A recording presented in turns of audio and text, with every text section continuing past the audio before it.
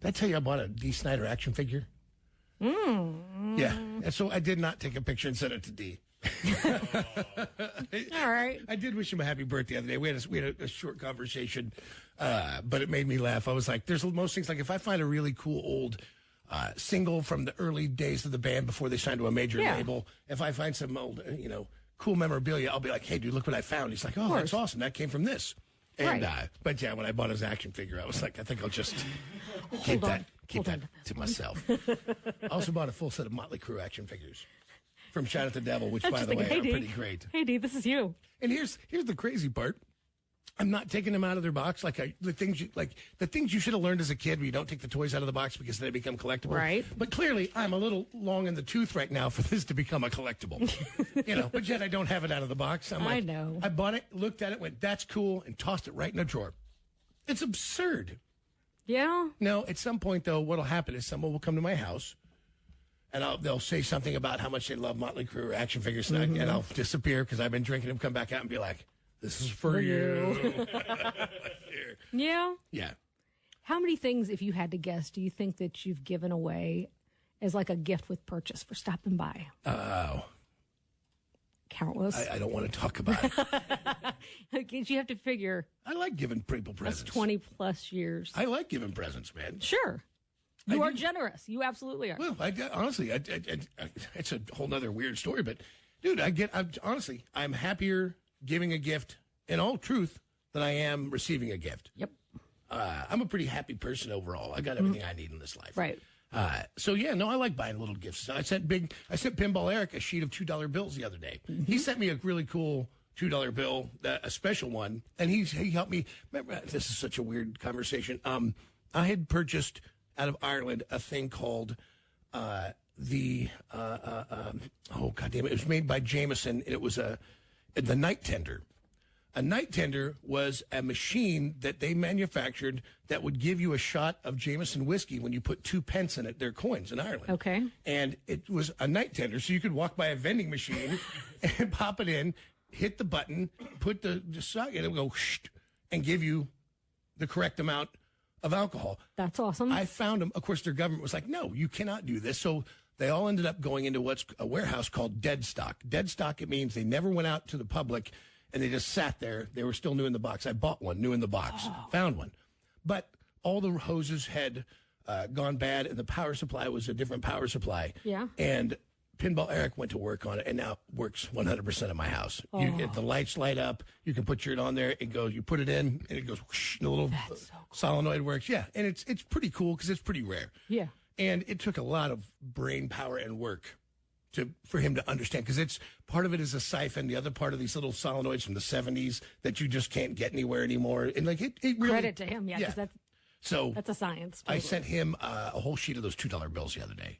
Excellent. And so that's why you get this stuff. Sometimes I just like to buy something, because we're not talking about crazy money. We're talking about reasonable, just unique things. You look at it and you go, that's pretty neat. And once I've looked at it a long time and I've kind of gotten all the enjoyment of possessing it or whatever, doing whatever you do with it, yeah, why not pass it down the line? That makes sense. Like, you're a good person, and you're an art collector. You have to work things out of your gallery. Dude, I rotate. I bought 2 new things down in Texas. I'm not shocked. What'd you buy?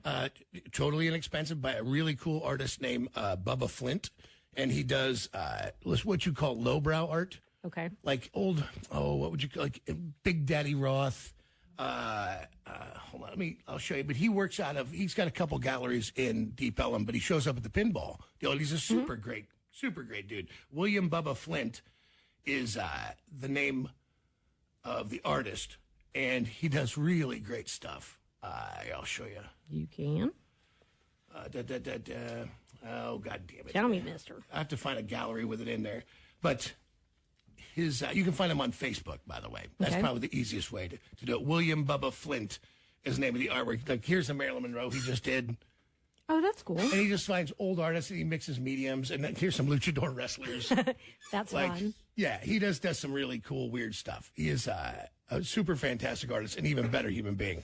And he just creates all kinds of cool stuff. So we have bought a lot of his pieces over the years. People would love that. Yeah, no, he just paints really super weird stuff.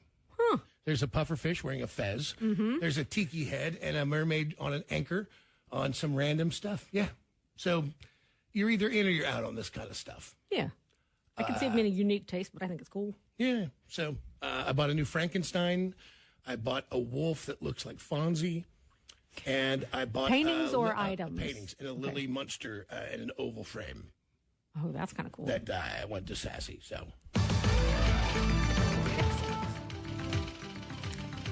Today, suffice to say, when I die, there's not going to be millions of dollars in art in my house.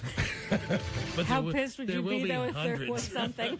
Yeah, right? Yeah. All of a sudden, he goes super crazy. Like, nobody thought the kid from New York, what was his name? Basquiat, that did all the graffiti-style art, that I think Lars Ulrich sold his Basquiat for $12 million. Yeah. Yeah, it turns out Bubba Flint. It's up being this huge. I'm dead. Yeah. Or it's one of those things you said, I just kind of put it in the closet because I didn't have anywhere to put it. She's digging through stuff, and she's like, what's this? Or I gave it away. Sure. Yeah. Celebrating birthdays this weekend, Peyton Manning turns 48. Sportscasting legend Bob Costas is 72, and legendary mime Marcel Marceau would have been 101.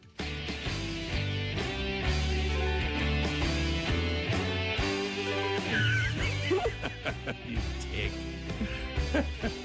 Happy birthday to legendary mime, the late, great Marcel Marceau. Get it? Because mimes don't talk. They just walk against the wind and get trapped in invisible boxes, which you would think they would figure out how to get out of there by now. But apparently mimes not a smart people. In news this morning, federal officials said yesterday they will review how airlines protect personal information about their passengers and whether they are making money by sharing that information with other parties. U.S. Department of Transportation said its review will focus on the 10 biggest U.S. airlines and cover their collection, handling, and use of information about customers. The department said that it sent letters to each of the airlines, Delta, United, American, Southwest, Alaska, JetBlue, Spirit, Frontier, Hawaiian, and Allegiant, about their procedures for collecting and using passenger info, including monetized of passenger data, targeted advertising, and prevention of data breach. Doctors in Boston have transplanted a pig kidney into a 62-year-old patient, the latest experiment in the quest to use animal organs in humans. The Massachusetts General Hospital said it's the first time a genetically modified pig kidney has been transplanted into a living person. The surgery took 4 hours with 15 people in the operating room who applauded when the kidney turned pink and started making urine. The patient, by the name of Rick Slayman of Weymouth, Massachusetts, is recovering well from the surgery last Saturday and expected to be discharged soon. You people again. Generation Z is still under 30. Those who were born between 1997 and 2012 are already suffering from what many don't experience until middle age, their midlife crisis era. And it's all thanks to social media. That's according to the U.S. Surgeon General. I never buy into any of these theories, but Kyle, I'd like to know what it Kyle is. could be going through his midlife crisis era. Oh, Kyle's not a Z. He's far too old, man. I'm an elder millennial. I was giving I'm you like credit. 40 in a year. Yeah, you might want to start leaning into that. Yeah. There's leaning. The U.S. Surgeon General said what's happening in social media is the equivalent of having children in cars that have no safety features and driving on roads with no speed limits, no traffic lights, no rules whatsoever. And we're telling them, you know what? Do your best, figure it out, and how to manage it. It's an insane way to look at it if you think about it. No, it comes from never jumping ramps as a child, being forced to wear a helmet, and having car seats. Listen, it's not your fault, but at some point, life's going to teach you what gravity's all about and how the world works. To that same point, I found a strange artist online yesterday, Jake, that made me think of you, that makes, the artist makes ironic art. And it was a crucifix with a square on the bottom, and you insert it into your seatbelt holder, so that it thinks that you're wearing your seatbelt. Oh, God. So it defeats the seatbelt ding ding, but it's a full-size crucifix on one, and you go chunk, and then you're protected by Jesus. I thought that horrible. I thought it was fantastic. I don't even know if they're still out there, but I did find one time on the internet there was a dude selling straps. He'd go to junkyards, whatever, and he'd buy the old seatbelt straps. And it was like a strap thing that you just wore over your arm when you got in your car. So to a cop driving by, it looks like the strap is hanging on your shoulder. What a huge amount of work. What a huge amount of work. Just so you can be like, I won't follow your stupid rules. I will go to the windshield when I want to. Well, that's the thing is when they find you dead in the middle of the intersection and they're like, what is it? Why does he have a strap around his shoulder? Yeah. No. You remember there was the audio of the people when they said you can't drink in your car anymore. Yeah. Mm-hmm. You have to wear a seatbelt. Pissed off. People lost their minds. Like people. It's kind of getting common is when a fella can't put in a hard day's work, put in 11, 12 hours a day, and then get in your truck and at least drink 1 or 2 beers. They're making it laws where you can't drink when you want to. You have to wear a seatbelt when you're driving. And pretty soon we're going to be calm this country. Do you know how different that doesn't sound compared to today's audio? I know. That's troubling. These two derelicts, Kentucky couple, I meant to tell you this story yesterday, has been arrested for trying to sell their newborn twins. Authorities say Zachary David and Jacqueline Keith are accused of agreeing to sell their children to a family member. According to an arrest report, authorities were contacted by a sister-in-law who told them the couple had agreed to sell their newborn twin girls for $5,000. The sister-in-law then provided screenshots and recorded conversation backing up her claims. The couple reportedly admitted to authorities that they had agreed to sell the children. However, both indicated they had never actually planned to do it. This is cool. Colombian authorities are moving forward with recovering the shipwrecked San Jose nearly a decade after it was first discovered. Have you heard about this? No. What they're calling, one person had called the most valuable treasure that has been found in the history of humanity. It is worth $17 billion, according to people. Where was it? This, let me take you there. The Spanish galleon ship, which sank off the coast near the port city of Cartagena in 1708, will be recovered by multiple agencies. Wow. Has a full cargo full of treasure, 150-foot long, 64-gun, 3-mast ship sank with 600 men on board. It carried 200 tons of silver and emeralds, 11 million gold coins, and porcelain pottery. Only 11 individuals survived the incident. Is this Cartagena, Spain? Well, it has to be Spain, not Colombia. This is all about Colombia, sorry. Oh, it is Colombia. Okay, because there's Cartagena, Spain, and Colombia. Yeah, this is Colombian government. So Spain, the United States, Bolivian indigenous groups, and Colombia have all claimed rights to the shipwreck in the past. But in 2011, a U.S. court determined that the ship was property of the Colombian state. In 2015, I'll skip that, since it was sunk by British warships some 316 years ago, the vessel has been remarkably untouched. The Colombian government will invest over $1 million in the recovery efforts. I bet they will. Yeah. See if it's even still there right now. So, yeah, $17 billion is what they're valuing that thing at. Yeah, I'm sure it'll all go right back to the country, and the people will just benefit in ways that they can't even imagine. The infrastructure and the school systems in Colombia it'll be amazing. You're going to go straight first world right out of the gate. Kansas City Police Department announced that next week its 911 system will use a new feature that's expected to improve service in the city. Automated abandoned callback feature will automatically call people who hang up after dialing 911 if the caller disconnects before the call is answered. They said the system will prompt the person who called to confirm that they meant to dial 911 and need help, or confirm the call was an accident or not needed. But if you're the bad guy, wouldn't you just be like, nope, not needed? Only you would think of that right now.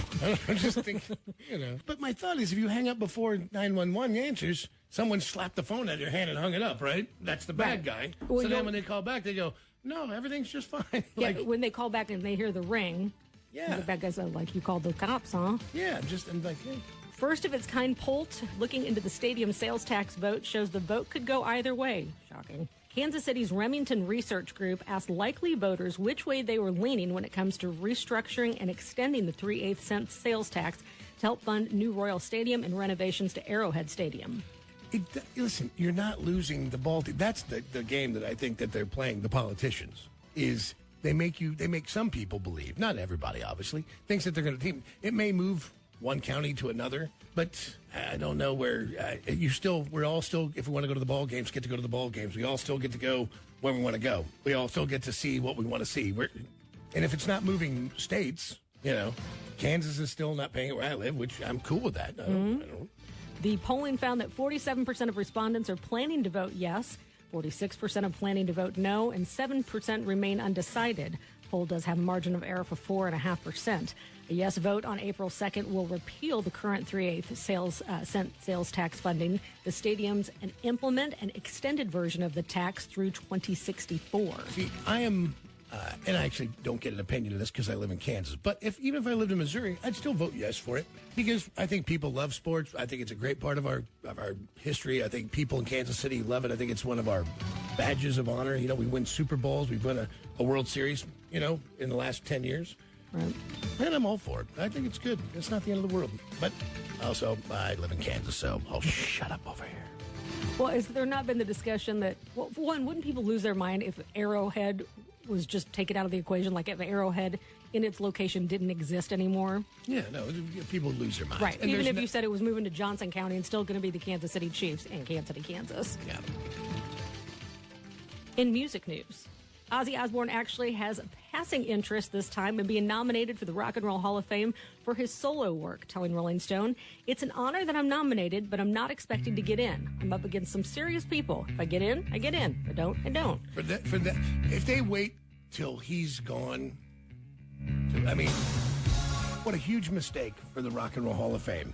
To induct Ozzy only increases ratings, only increases viewership. People, it's finally something you want to see. Yeah. An entire generation of people who like rock and roll and people who loved him on his television show, people who loved him as a human being, yes, want to see Ozzy go into the Rock and Roll Hall of Fame as a solo artist. It's absolutely beyond. Well, I mean, listen, they've been stupid the whole way through. Why start being smart now? But how genius would it be to build it around putting Ozzy when he's alive in? And think of the jam that they always do when they bring the musicians up to do a couple 2 or 3 songs. Think of the musicians who would show up to support Ozzy and be a part of his induction. Every person you could probably think of. Everyone, man. So, folks, not that our votes matter, but they matter. Ozzy was leading the fan vote up until this past Monday. Dave Matthews' band had pulled ahead, so he's in second place. You can vote for up to 7 artists a day through April 26th at vote.rockhall.com.